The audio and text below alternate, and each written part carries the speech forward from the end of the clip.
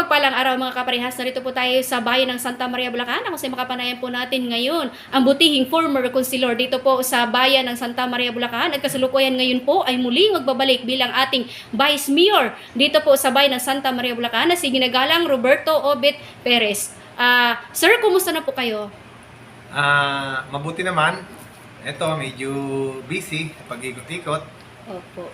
Alright, okay. Sir, may tanong ko lang po, para lang po sa kalaman ng lahat, sino nga ba si Sir Obet Perez?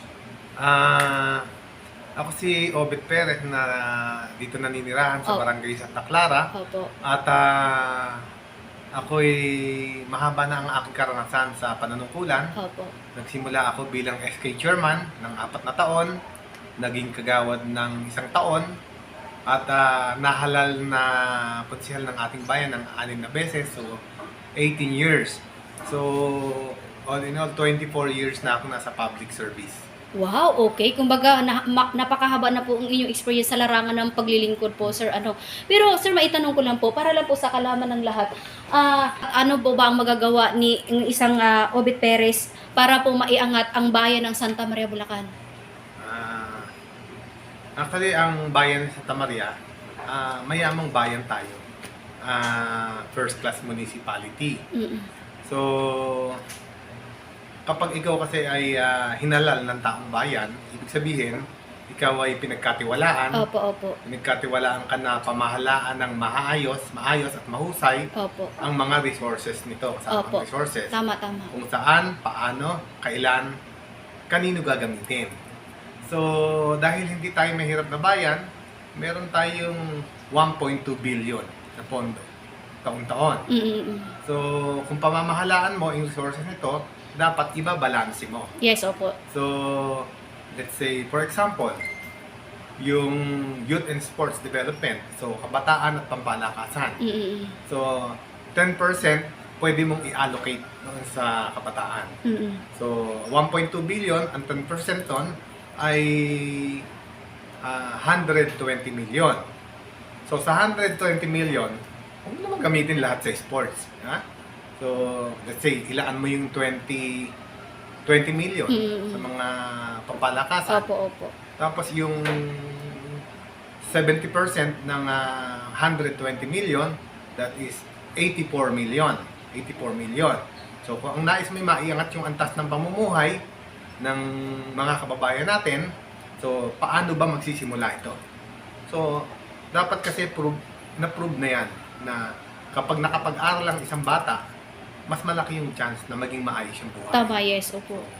So, ibig sabihin, yung 70%, gamitin mo para sa educational assistance at scholarship program. Right. Kasi meron tayong eskwelahan dito, Opo. pero sad to say na hindi naman lahat ay kayang makapagpaaral.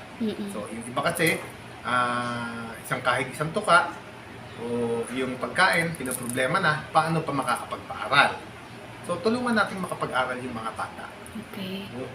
Tulungan natin makapag-aral.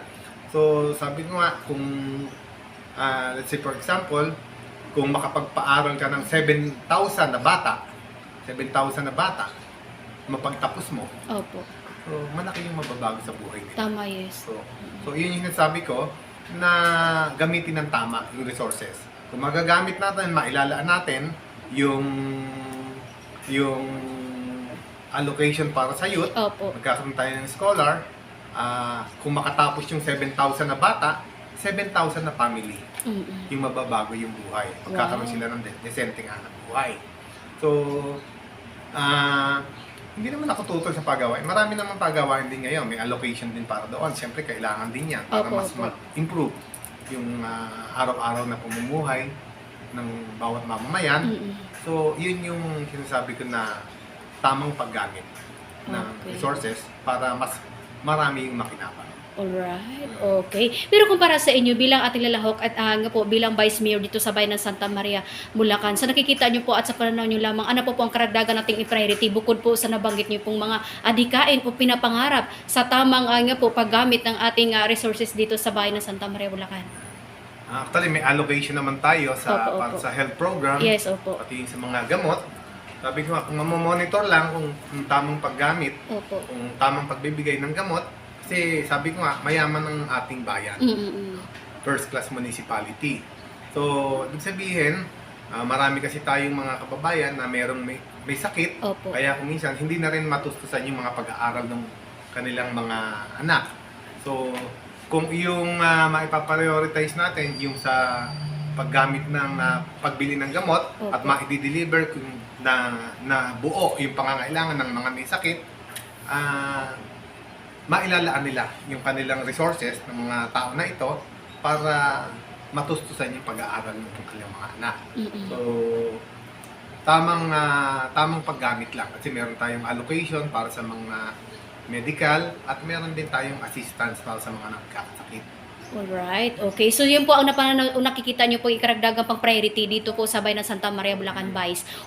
Vice, kung nanonood po ngayon ng ating minamahal na mga kababayan sa bayan ng Santa Maria, Bulacan, ano po ang inyong panawagan at mensahe para sa kanila? Lalo na po itong nalalapit na po ang eleksyon ng ating nga po bilang kayo ay lalahok bilang Vice Mayor sa bayan ng Santa Maria, Bulacan. Ayan, siyempre kung ako yung magkakaroon ng pagkakataon, Oh. ako'y pagbibigyan para maupong Vice Mayor, Mm-mm. pamamahalaan natin at pabalansehin natin ang pagpalalagay ng pagpa-priority ng mga projects and programs na i-implement sa ating bayan. Kumbaga, ile-legislate namin yon, no? Mm-mm, opo. At ang pwede niyo pong panghawakan sa akin, ako'y kontento na sa ibinigay na hanap buhay sa akin ng Panginoon. Pribadong hanap buhay. At pwede niyo panghawakan sa akin kung ako'y mapupwesto doon, hindi ko pag-iinteresan yung resources ng pamahalaan. Mm-mm. Pupunta ako doon para magserbisyo, hindi para magnegosyo. Wow. Ayan, muli po, aking mga kababayan, kung ako'y inyong pagkakatiwalaan, makakaasa po kayo na ating ipaprioritize ang mga pangangailangan sa ating bayan. At muli, ito po si Obet Perez, very much magserbisyo. Wow! Alright! Okay, so yun po ang pinakamagandang mensahe ng ating butihing incoming Vice Mayor dito po sa bayan ng Santa Maria, Bulacan. Magandang araw po mga kaparehas. Lay Castro po ng Parehas News. Ingat-ingat po kayo, Vice. In your family, God bless us all. Mabuhay ka, Vice, hanggat gusto mo.